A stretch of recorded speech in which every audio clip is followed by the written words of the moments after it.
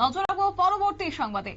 নবীনগঞ্জ কাণ্ডের এবার নয়া মোড়। যে ঘটনা ঘটেছিল দুই গোষ্ঠীর মধ্যে এবং সেখানে দেখা গেছিল যে নেশা কারবারকে কেন্দ্র করে দুই গোষ্ঠীর মধ্যে মারপিট হয়েছিল এবং এই ঘটনাকে সাম্প্রদায়িক রং দেওয়ার চেষ্টা করা হয়েছে বলে অভিযোগ ছিল গ্রামবাসীর। এবং গত পরশুদিন বিশালগড় থানাধীন নবীনগড় এলাকায় দেলোয়ার হোসেনের পরিবার অভিযোগ করেছিল যে গ্রামবাসীরা নাকি সংঘবদ্ধভাবে তার বাড়িতে হামলা চালিয়েছে এবং এই অনুযায়ী একটা অভিযোগ ছিল বা অভিযোগ দায়ের করেছিল বিশালগড় থানায়। কিন্তু শুক্রবার সরজমিনে গিয়ে দেখা গেছে ঘটনার বাস্তবের অনেকটাই ফারাক।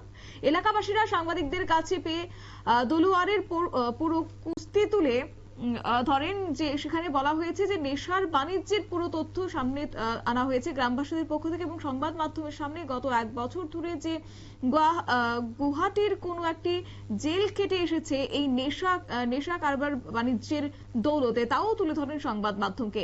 এমনকি দলুয়ারের খোদ পরিবার এই এক মহিলা সদস্য জানান যে তার প্রাকৃতিক কাজ করার সময় টিনের বেড়া ভেঙে অসৎ কাজ সম্পূর্ণ করার উদ্দেশ্য ছিল বলে ঘরে ঢুকেছে বলে অভিযোগ করেছে। কি রয়েছে বিস্তারিত শুনুন। নাকি আমরা আইলাম, আয়েশা তারা বাড়িতে জিজ্ঞাসা করলাম কি ব্যাপার, তারপরে তারা কোনো সদুত্তর দেয় না, এমন হয়েছে। তারপর আমরা জিজ্ঞাসা করলাম তারারে, সাথে সাথে কিছুক্ষণ পরে থানা স্টাফ আইছে। তো বিষয়টা হইলো থানা স্টাফের সাথেও আমার আলোচনা হয়েছে, পুরো ডিটেলস পাওয়া হয়েছে যে এই বিষয়টা আপনারা ভালো করে তদন্ত করেন। তো তারাও তদন্ত করলো, কিন্তু ঘটনা হইলো যে ঘটনাটা মানে নিউজে দেখাইছে এই ঘটনাটার সাথে বাস্তবের একদম মিল নাই। কারণ ওই দিন যেই দুজন নামে যে নিউজ চ্যানেলে তাদের নাম দেখলাম, তারা একজন আসলো শ্বশুর বাড়িতে আর একজন বাড়িতেই ছিল না। তো সাথে সাথে আমি তারে আবার সাথে সাথে ফোন করলাম যে দেব কই আছো, আমি তো শ্বশুর বাড়িতে আছি। আরে তোর নাম এটি একটা নিউজ চ্যানেলে এমন দেখলাম। তারপর সাথে সাথে আমরা কিন্তু আইলাম, গিয়েছিল তারা জিজ্ঞাসাবাদ করলাম, তারা কিন্তু সদুত্তর দেয় না।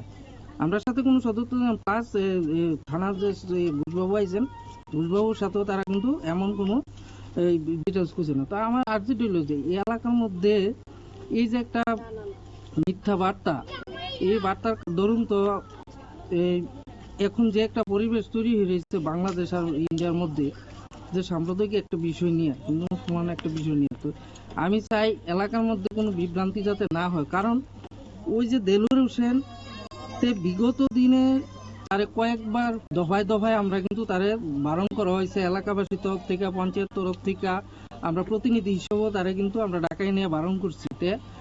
গাজার সাথেও জড়িত আছে, গাজার কেসেও হ্যাঁ জড়িত আছে, কেসের মধ্যেও আছে। তো সাথে সাথে এলাকার মধ্যে ইয়াবা ট্যাবলেট, ব্রাউন সুগার এটার মধ্যেও ইনভলভ আছে। কেননা তার বাড়িতে ইয়া দেখলাম বিগত কয়েকদিনের মধ্যে 5-5টা গাড়ির মালিক হয়ে যায়। কিভাবে হয়ে যায়? হ্যাঁ, কোনো কাজকর্ম করে না, কিচ্ছু না। তো এই যে অপপ্রচারটা করছে, আমি তার প্রতি ধিক্কার জানাই, যাতে আগামী দিন না করে। তাদেরকে বারবার বলা হয়েছে যাতে এমন না করে। তো আমরা চাই এলাকার মধ্যে যে একটা শান্তির পরিবেশ, বিগত আমরা অনেক বছর যাবত যারা এখানে বসত করেন, যে মুসলিম ফ্যামিলি আছেন আমাদের এই ওয়ার্ডে, 1-2টা ফ্যামিলি আছেন। তো 2টা ফ্যামিলির মধ্যে কিন্তু এই ফ্যামিলিটা হঠাৎ নতুন করে আইছে। এর আগে যে ফ্যামিলিটা আছে আমরা কিন্তু ওই ফ্যামিলিটার লোক একদম মানে তারা যে মুসলিম আমরা এমন হিসাবে চলি না, তার সাথে একদম আমরা কাস্ট মনে করি, তার সাথে সবসময় চলতেছে। তো ওই পরিবেশটা যাতে আমি এলাকার মধ্যে সবার কাছে আমি আর্জি রাখবো, এই বিষয়টা যাতে কেউ বিভ্রান্ত না হয়। আসলে ঘটনাটা ওই দিন তার বাড়িতে যেহেতু নেশার কারবার চলে, তার বাড়িতে ওই নেশা খেয়ে তারার মধ্যে একটা ঝগড়া হয়েছিল। তো ঝগড়া হয়ে দেখলাম যেটা শুনলাম, এরপর আমরা আসা মাত্র ওই দিন যখন আমরা আইসি পাড়ার থেকে, তারা ভাগছে, ওই মাঠের মধ্যে দৌড়াদৌড়ি করে ভাগছে। তো আমরা তাদের ধরতে পারিনি। তো ওই জিনিসটা অলরেডি আমরা যারা এখানে আইসি তারা আমরা উপলব্ধি করছি যে বিষয়টা কি হয়েছে। তখন আমরা ঘোষবাবু যে থানার যে দপ্তর থেকে যে আইসে, তাই না বিষয়টা সরজমিনে তদন্ত করছেন, বিষয়টা বুঝতে পারছেন। তো তাই না এটা নথি লিখে নিছেন। আমি কম এই জিনিসটাই এলাকার সাধারণ মানুষও যাতে এটার প্রতি বিভ্রান্ত না হয়।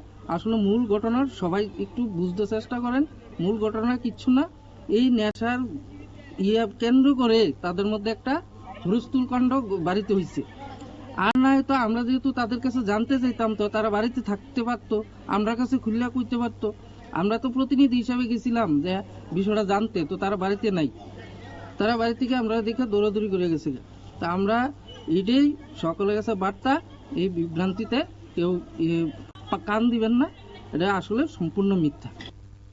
আপনারা শুনলেন সংশ্লিষ্ট ব্যক্তির বক্তব্য এবং কার্যত গত পরশুদিন যে ঘটনাটি ঘটেছে সেটাকে সাম্প্রদায়িক রং দেওয়ার অভিযোগ তুলে ধরা হয়েছে এবং সেই জায়গা থেকে যেভাবে প্রচার করা হচ্ছে সেখানে দুই গোষ্ঠীর মধ্যে সংঘর্ষ হয়েছে বলে সেটা প্রচার করা হয়েছে এবং সেটা সম্পূর্ণভাবে মিথ্যে বলে কার্যত আজকে সংশ্লিষ্টরা দাবি করেছেন এবং এই বিভ্রান্তিমূলক প্রচারে যেন কান না দেন সেই কথাও জানিয়ে দেওয়া হয়েছে। অন্যদিকে যে দেলোয়ার হোসেন যার বিরুদ্ধে অভিযোগ তুলে ধরা হয়েছে তার বিরুদ্ধে আগামীতে বিগত দিনেও একাধিক মামলা রয়েছে এবং নেশা কারবারের সঙ্গে সে যুক্ত রয়েছে এবং তার বিরুদ্ধে যেন কঠোর পদক্ষেপ গ্রহণ করা হয় এবং সমাজে যেন শান্তি শৃঙ্খলা বজায় থাকে সেই বার্তা তুলে ধরা হয়েছে সংসদের পক্ষ থেকে।